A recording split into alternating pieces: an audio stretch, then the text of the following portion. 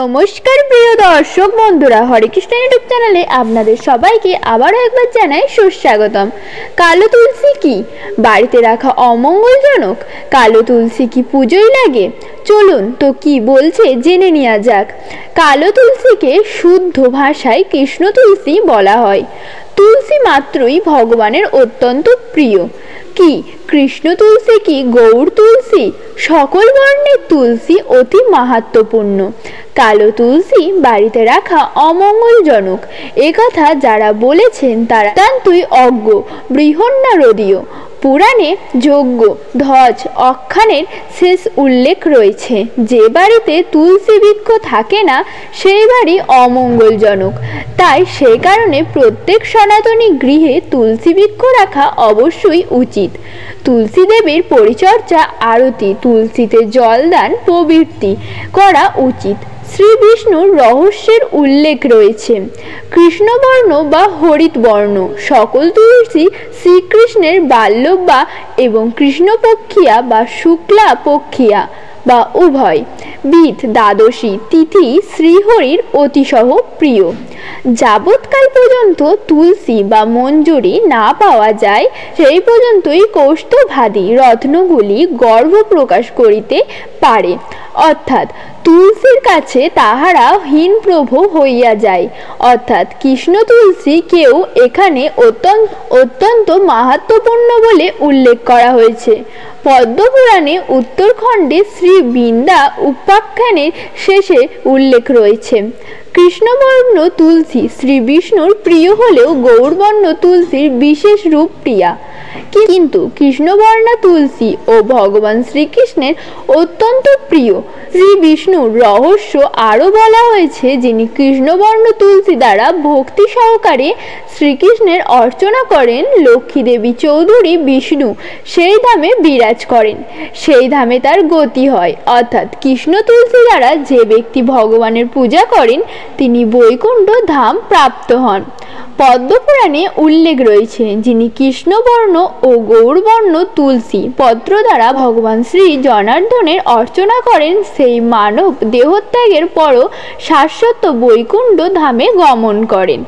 অর্থাৎ আপনি যদি গৌরবর্ণ তুলসী বা কৃষ্ণবর্ণ তুলসী যে কোনো বর্ণের তুলসী দ্বারাই যদি ভগবানের অর্চনা করেন তাহলে আপনি বৈকুণ্ঠ ধাম প্রাপ্ত হবেন, এটাই পদ্মপুরাণে উল্লেখ রয়েছে। অতএব সকল বর্ণের তুলসী বৃক্ষকেই যত্ন করা উচিত। কৃষ্ণবর্ণ বা গৌরবর্ণ তুলসীর কোনো প্রকারভেদ করা উচিত নয়।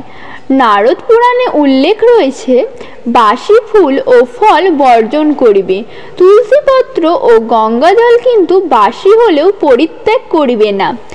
নারদ পুরাণে শ্রী নারদ মুনি উল্লেখ করেছেন, বাসি ফুল ও বাসি ফল পরিত্যাগ করলেও বাসি গঙ্গা জল এবং বাসি তুলসী পত্র কখনোই বাসি হয় না, তা পরিত্যাগ করা উচিত নয়।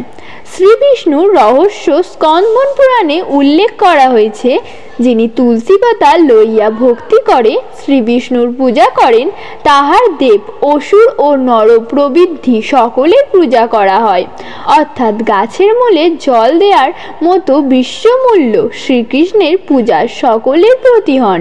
তাই ভগবানের পূজার ক্ষেত্রে তুলসীপত্র চরণ বা তুলসীপত্র তোলার কিছু বিশেষ নিয়ম রয়েছে, সেগুলি এখন আমি সংক্ষিপ্ত আলোচনা করছি।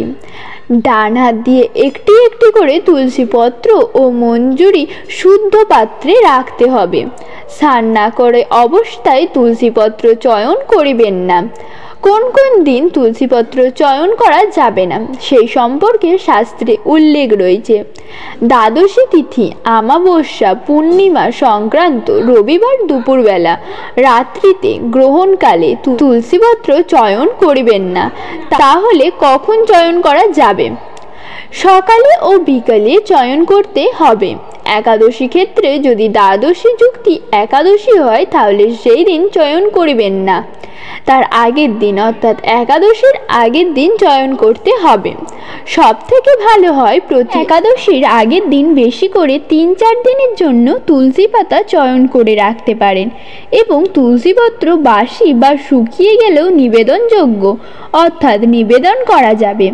অনেকে প্রশ্ন করেন রবিবার এবং একাদশীর দিন কি তুলসীতে জলদান করা যাবে, তুলসীকে স্পর্শ করা যাবে? হ্যাঁ, রবিবার, একাদশী, দ্বাদশী সহ বছরে 365 দিনই তুলসীতে জলদান, তুলসী পুজো, স্পর্শ, পরিক্রমা করা যাবে। ওই দিনগুলিতে শুধুমাত্র তুলসীপত্র চয়ন করা যাবে না, অর্থাৎ প্রতিদিনই আপনি তুলসী পুজো, আরতি, তুলসীতে জলদান, তুলসীতে স্পর্শ, পরিক্রমা, প্রণাম ইত্যাদি করতে পারবেন।